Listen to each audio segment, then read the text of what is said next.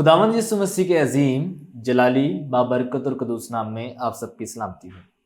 मेरा नाम मुबशर जैफी यूसुफ है और मेरा ताल्लुक यूनिवर्सल गॉस्पल असेंबली चर्च के साथ है। मैं खुदावंद का शुक्रगुजार हूँ और उसके बाद ग्रेस नेटवर्क टेलीविज़न का और उनके चेयरमैन पास्टर दानिश पीटर का, जिन्होंने मुझे मौका दिया कि मैं आप सबके साथ मिलकर कलाम मुकद्दस को शेयर कर सकूं। आज का हमारा अनुमान है विलादत मसीह यानी क्रिसमस की फजीलत। आए हम अपनी मरकजी आयत को देखते हैं। लूका रसूल की इंजील उसका 2 बाब और उसकी 8 आयत। कलाम खुदा में यूं मरकूम है, उसी इलाका में चरवाहे थे जो रात को मैदान में रहकर अपने गला की निगहबानी कर रहे थे, और खुदावंद का फरिश्ता उनके पास आ खड़ा हुआ और खुदावंद का जलाल उनके चौगिर्द चमका और वो नहायत डर गए। मगर फरिश्ता ने उनसे कहा, डरो मत, क्योंकि देखो मैं तुम्हें बड़ी खुशी की बशारत देता हूं जो सारी उम्मत के वास्ते होगी, कि आज दाऊद के शहर में तुम्हारे लिए एक मुनज्जी पैदा हुआ है, यानी मसीह खुदावंद। और इसका तुम्हारे लिए ये निशान है कि तुम एक बच्चा को कपड़े में लिपटा और चरनी में पड़ा हुआ पाओगे।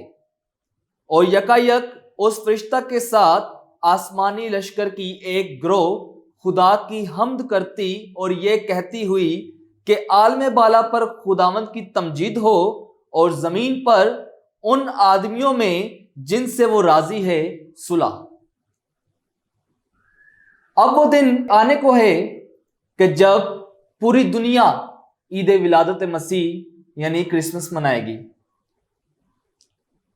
जब ईद विलादत मसीह नजदीक आता है तो हमारे जहनों में कई सवाल उठते हैं, जिनमें से एक सवाल यह भी हो सकता है कि वो शख्स कैसा होगा जिसे 2000 साल से जायद का अरसा हो चुका, लेकिन लोग उसे अब तक नहीं भूले, बल्कि आज भी उसे लोग याद करते हैं। इसके बरक्स लोग उसकी बाकायदगी से ईद मनाते हैं। अब सोचने की बात यह है कि उस शख्स के पास ऐसी कौन सी ताकत थी जिसकी वजह से लोग उसे अब तक याद रखते हैं। क्या वो कोई जर्नल थे? अगर वो कोई जनरल थे तो बहुत से जनरल गुजर चुके। आप ही बताएं कि हान को कौन याद रखता है? क्या उसकी ईद विलादत मनाई जाती है? क्या चंगेज खान का ईद विलादत या जन्मदिन मनाया जाता है? क्या सिकंदर आजम का ईद विलादत मनाई जाती है? नहीं। तारीख की सिफात पर तो उनके नाम रह गए, लेकिन लोगों ने उन्हें भुला दिया, क्योंकि उन्होंने हुकूमतें तो फतह की, उन्होंने इलाके फतह किए, मगर किसी का दिल फतह ना कर पाए। तो अब सवाल यह उठता है कि क्या कि उनके पास ऐसी कौन सी ताकत थी? क्या वो कोई सियासतदान थे? अगर सियासतदान होते तो बहुत से सियासतदान भी गुजर चुके, बल्कि सियासत के अगर बारे में उनका कोई बयान है तो वो सिर्फ इतना सा है कि जो कैसर का है वो कैसर को दो और जो खुदा का है वो खुदा को।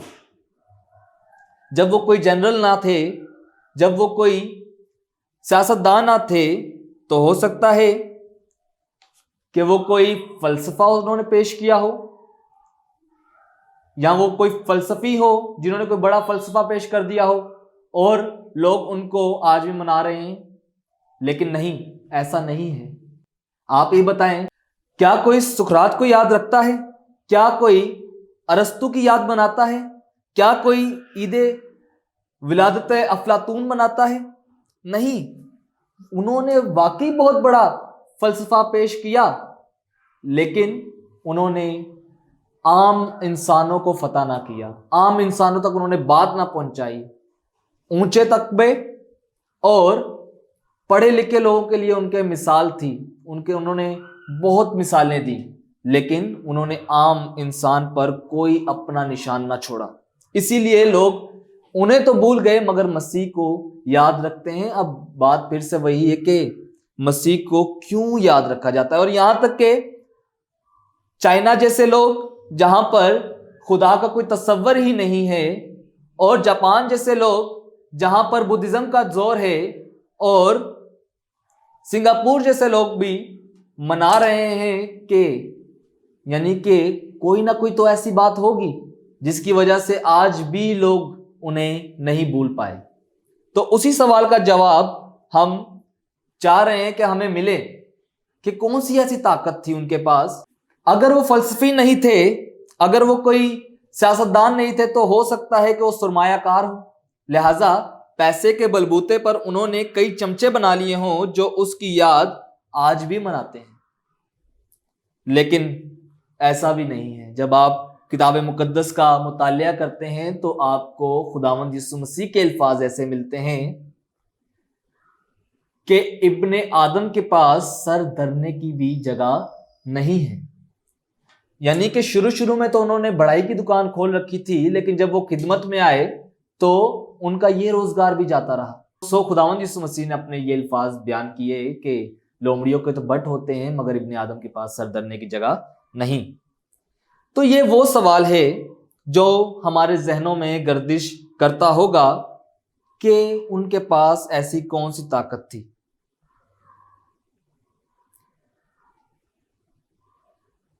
اور نہ انہوں نے کوئی نئے مذہب کی بنیاد رکھی. اگر نئے مذہب کی بنیاد رکھی ہوتی تو ہم کہہ سکتے تھے کہ انہوں نے کوئی نئے مذہب کی بنیاد رکھی، اسی لیے ہم اس کی یاد کو مناتے ہیں یا اس کی یاد کو مناتے چلے آ رہے ہیں.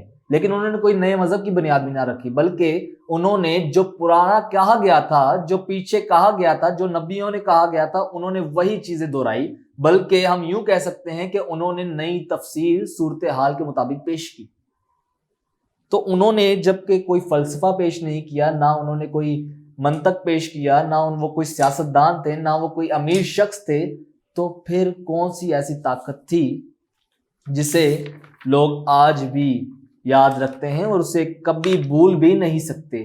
یہاں تک کہ 2000 سال گزر چکے ہیں، اور بھی 2000 سال اگر گزر جائیں یا اس سے بھی زیادہ عرصہ گزر جائے تو خداوند یسوع مسیح کی یاد اسی طرح مناتی جاتی رہے گی. اس سے پیشتر کہ ہم اس سوال پر آگے بڑھیں کہ اس کے پاس ایسی کون سی طاقت تھی، ہم یہ دیکھتے ہیں کہ کیا وہ کوئی غلط وقت پہ تو نہیں آئے. بہت سے ایسے لوگ ہیں جن کے بارے میں کہا جاتا ہے کہ بندہ تو بڑا چنگا سی لیکن غلط وقت پہ گیا. ہم دیکھیں گے کہ کیا وہ کوئی غلط وقت پہ نہیں آئے. اگر ہم مذاہب کی کتابوں کو دیکھیں، ان پر نظر دوڑائیں، تو ہمارے پاس جو سب سے پہلا مسئلہ آتا ہے وہ مسئلہ زبان دانی کا ہے، یعنی لسانیت کا، کہ اس کا رسم الخط کیسا تھا. کچھ رسم الخط ایسے ہوتے ہیں جو ناقص ہوتے ہیں کہ لکھے تو جاتے ہیں مگر پڑھ نہیں پاتے جب تک آپ کو گرامر نہیں آتی. یہ اصول عبرانی زبان میں بھی تھا اور عربی زبان میں بھی ہے اور ہماری اردو زبان میں بھی ہے اور فارسی میں بھی. کیونکہ ہمارے ہاں زبانوں میں یہ خرابی ہے کہ جو کچھ لکھا ہوتا ہے ہم اسے پڑھ نہیں پاتے، کیونکہ ہماری زبان میں واول سائن نہیں ہوتے.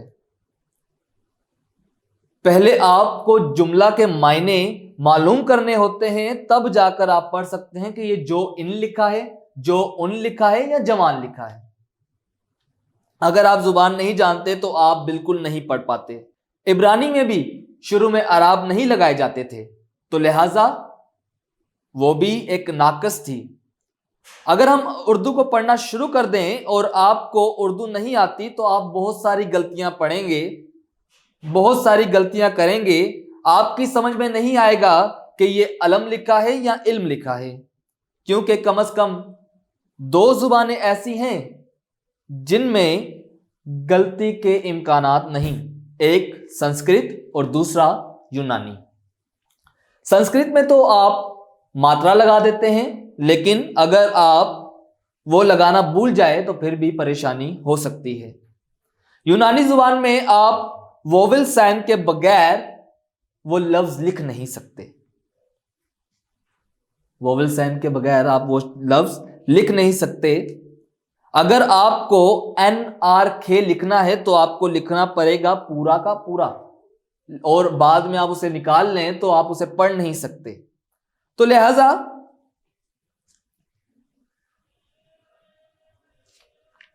اور ایک زمانہ میں آرامی ایران کی سرکاری زبان ہوا کرتی تھی, فارسی نہیں. اس علاقہ میں آرامی بولی جاتی تھی اور دنیا میں زبانیں پھیلتی چلی گئی, اور آرامی زبان نے بھی کام کیا, لیکن یونانی جہاں گئے وہاں پر تہذیب ساتھ لے گئے.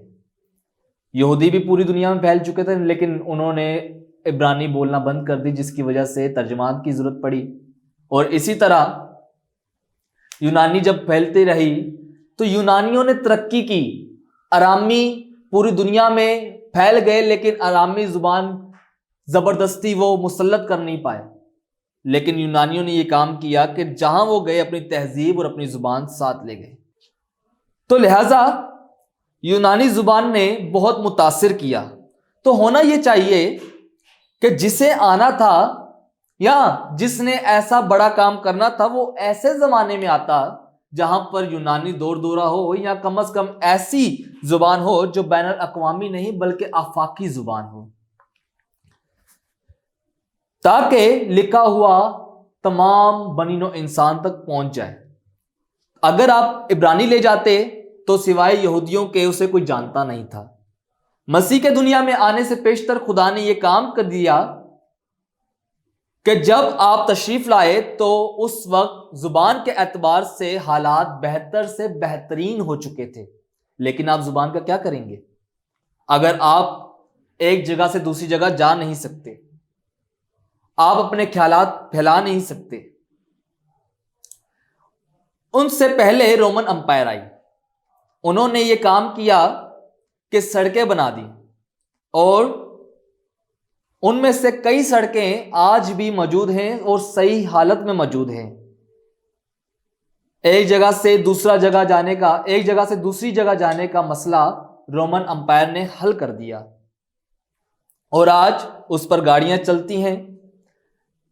بلکہ اگر آپ یہ بھی کہہ دیں کہ سفر تو چاہے کم ہو گیا لیکن ذہنی فاصلے کم نہ ہو تو کیا فائدہ, کیونکہ بہت سے لوگ ہیں جو ہم جن تک رسائی تو کر سکتے ہیں لیکن ذہنی طور پر معذور ہیں, جن سے اگر آج بات کی جائے تو وہ یہی کہتے ہیں کہ جو ہمارے باپ دادا مانتے چلے آئے ہیں ہم تو وہی مانیں گے چاہے آپ جو مرضی کہیں.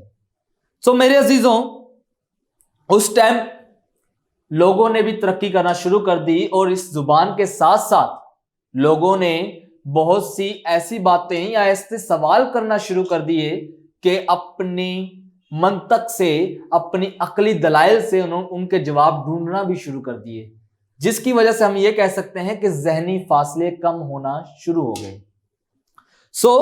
جب خداوند یسوع مسیح آئے, پہلی بات زبان کے اعتبار سے کام بہتر سے بہترین ہو چکا تھا, فاصلے مٹ چکے تھے اور ذہنی فاصلے بھی کم ہو چکے تھے. اور یہاں تک کہ اسی علاقہ سے یعنی سندھ سے کپڑا دوسرے ممالک میں جاتا تھا, جس کو سنڈون کہتے ہیں یعنی سندھی کپڑا, اور یہ کپڑا پوری رومن امپائر پہنتی تھی. بلکہ جب آپ انجیل مقدس کا مطالعہ کرتے ہیں تو آپ کو پتہ چلتا ہے کہ جس کفن میں خداوند یسوع مسیح کو لپیٹا گیا تھا اس کے لیے لفظ سنڈون استعمال ہوا ہے, یعنی سندھی کپڑا, جو کہ ہمارے یہاں کا بنا ہوا تھا. کم از کم ہمیں یہ شرف حاصل ہے کہ ہم نے اگر زندہ کی قدر نہ کی تو مردہ کی تو کی, یعنی کہ یہاں کا کپڑا وہاں پر گیا. ذہنی آزادی ہونی چاہیے تھی جو کہ ہو چکی. لوگ ایک دوسرے کو قبول کر رہے تھے. یونانی فلسفے نے دراصل ذہن کی آزادی عطا کی تھی اور لوگ سوچنے بھی لگے تھے. ہمارا سوال تھا وہ یہ تھا کہ خداوند یسوع مسیح کو 2000 سال سے زائد عرصہ گزرنے کو آیا لیکن لوگ اسے آج تک نہیں بھولے. اور وجہ یہ ہے, جب آپ مذاہب کی تاریخ پر نظر دوڑاتے ہیں, بلکہ میں آپ کو خداوند یسوع مسیح سے بھی کئی سال پہلے لے کے جانا چاہتا ہوں. اور جب ہم پہلے کی تاریخ دیکھتے ہیں تو ایک مسئلہ درپیش تھا اور وہ یہ تھا قربانی کا. کہ جو بھی خدا آیا اس نے قربانی مانگی، اور انسان باقاعدگی سے بینچ چڑھائے جاتے تھے۔ کچھ خداؤں نے جانوروں کی قربانی مانگی اور کچھ نے انسان کی۔ لاکھوں کی تعداد میں جانور ذبح کیے جاتے تھے اور لوگ سمجھتے تھے کہ ہم پروردگار کو خوش کر رہے ہیں، اور بہت سے خدا ایسے آئے جنہوں نے پہلوٹوں کی قربانی مانگی۔ تو جتنے بھی خدا آئے انہوں نے قربانی مانگی، اور باقاعدگی سے انسان بینٹ چڑھائے جاتے تھے، لیکن ایسا فیاض، ایسا رحیم خدا کوئی نہ آیا جس نے یہ کہا ہو کہ تم قربانی دیتے دیتے اگر تھک چکے ہو تو میں قربانی دیتا ہوں۔ تو خداوند یسوع مسیح نے دراصل یہ کام کیا۔ جتنے بھی خدا آئے بھکاری خدا تھے، لیکن ایسا فیاض کوئی نہ آیا۔ لوگ ایسے شخص کی تلاش میں تھے کہ کوئی ہمیں آ کر بتا دے، کوئی ہمیں آ کر یہ پیغام سنا دے اور ہماری جان چھوٹ جائے کہ قربانیوں کا سلسلہ ختم ہو چکا ہے۔ تو مسیح نے آ کے یہ کام کر دیا کہ تمام جانوروں کی قربانیاں منسوخ کر دیں۔ لیکن یہ کام تو کوئی بھی کر سکتا تھا، اس میں آپ کو کوئی تخصیص حاصل نہیں۔ کوئی بھی یہ کہہ سکتا تھا کہ قربانیاں آج سے منسوخ ہو گئی ہیں، لیکن یہ تو آپ کہہ رہے ہیں نا، پروردگار تو نہیں کہہ رہا۔ خدا کی طرف سے تو یہ تائید نہیں ہوئی کہ قربانیاں منسوخ ہو گئی ہیں۔ ہماری تو برسوں پرانی عادت ہے قربانیاں دینے کی، ہم تو قربانیاں دیں گے۔ اگر گائے ہاتھ نہ آئی تو مرغی کاٹ دیں گے، کیونکہ ہماری تو برسوں پرانی عادت ہے۔ کیونکہ آپ کہہ رہے ہیں کہ قربانیاں منسوخ ہو گئی، لیکن خدا کی طرف سے اگر تائید ہو جائے تو ہم مان جائیں کہ قربانیاں منسوخ ہو چکی ہیں۔ خداوند یسوع مسیح کی قربانی کے بعد ایک یہ کام ہوا کہ سن 70 میں ہیکل تباہ ہو گئی۔ ہیکل کی اینٹ پر اینٹ باقی نہ رہی، چونکہ یہودی جتنے بھی تھے وہ ہیکل میں قربانی دیا کرتے تھے، اس کے علاوہ کسی اور جگہ نہیں دے سکتے تھے۔ تو خداوند نے یہ انتظام کیا کہ جہاں پر تم قربانیاں دیتے آئے ہو، اب اسی چیز کو ہٹا دیا کہ دیکھو، نہ صرف قربانیاں منسوخ ہو گئی ہیں، نہ صرف مسیح کہہ رہا ہے کہ قربانیاں منسوخ ہو گئی ہیں، بلکہ خدا کی طرف سے تائید بھی ہو چکی ہے کہ قربانیاں واقعی منسوخ ہو چکی ہیں، کیونکہ گھر تو باقی نہیں رہا، گھر چلا گیا۔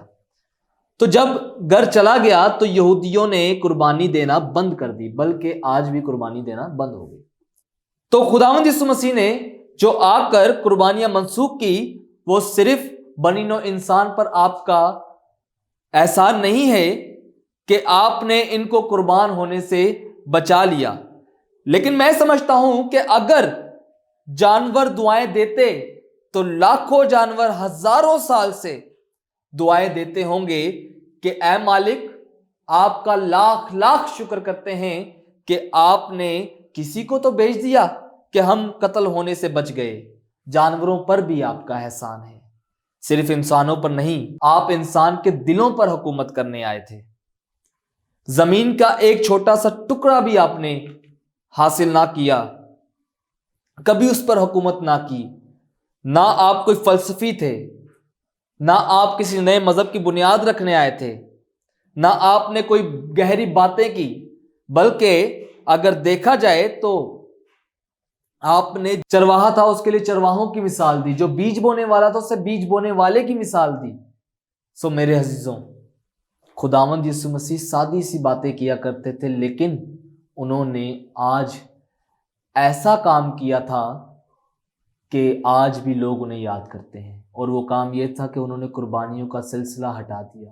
اگر آج ہم کسی کے پاس جاتے ہیں پیغام لے کر، تو پیغام تو ہمارے پاس ہوتا ہے، لیکن پیغام بر نہیں ہوتا، یعنی پیغمبر کا انتقال ہو چکا۔ آج بھی بہت سے نبی، پیغمبر، ولی سب قبر کے اندر ہیں۔ ایک یہ بھی وجہ ہے کہ لوگ اسے آج تک نہیں بھولے، کیونکہ خداوند یسوع مسیح زندہ ہے۔ میرے عزیزوں، ہم خوشی منانے جا رہے ہیں عید ولادت المسیح کی۔ میرے عزیزوں، خداوند آپ سب کو برکت دے۔ جب آپ اس عید کو منائیں تو ایک چیز آپ یاد رکھیں۔ ایک آپ کو چھوٹی سی مثال دیتا ہوں کہ ایک شخص تھا، بوڑھا شخص، وہ پہاڑ سے اتر رہا تھا اس نے دیکھا کہ بہت سے لوگ عید منا رہے ہیں, کوئی جشن منا رہے ہیں, ناچ و رنگ ہو رہے ہیں, شرابیں پی جا رہی ہیں. تو اس بوڑھے شخص نے پوچھا کہ یہاں پر کیا ہو رہا ہے؟ تو کسی نے اس سے کہا کہ یہاں پر کرسمس منایا جا رہا ہے. تو وہ کہتا ہے یہ کرسمس کیا ہوتا ہے؟ اس نے کہا کہ پاگل شخص, کیا تجھے اتنا بھی نہیں پتا کہ کرسمس کیا ہوتا ہے؟ اس دن خداوند یسوع مسیح پیدا ہوئے تھے. تو اس بوڑھے شخص نے اپنی لاٹھی پھینک کر واپس پہاڑ پر چلا گیا کہ اے باپ, کیا آپ نے کسی اور کو بھی بھیجا تھا میرے نام سے جس نے ان لوگوں کو یہ تمام چیزیں بتا دی؟ سو میرے عزیزوں, پلیز جب آپ اس طرح کا کوئی کام کریں, جب آپ عید منائیں, تو خداوند یسوع مسیح کے بتائے ہوئے طریقہ سے منائیں. جو اس نے کلام مقدس میں باتیں کی ہیں اس کو دھیان میں رکھتے ہوئے منائیں. صرف چرنی میں یسوع مسیح نہیں آنا چاہیے, بلکہ آپ کے دلوں میں خداوند یسوع مسیح آ جانا چاہیے. شرابیں چھوڑ کر, ایسی چیزیں چھوڑ کر, کیونکہ خداوند یسوع مسیح نے ایسی چیزیں نہیں بتائی. سو میرے عزیزوں, میری طرف سے اور میرے خاندان کی طرف سے آپ سب کو عید ولادت المسیح مبارک ہو. ہیپی کرسمس اور ہیپی نیو ایئر. خداوند آپ سب کو برکت دے. آمین.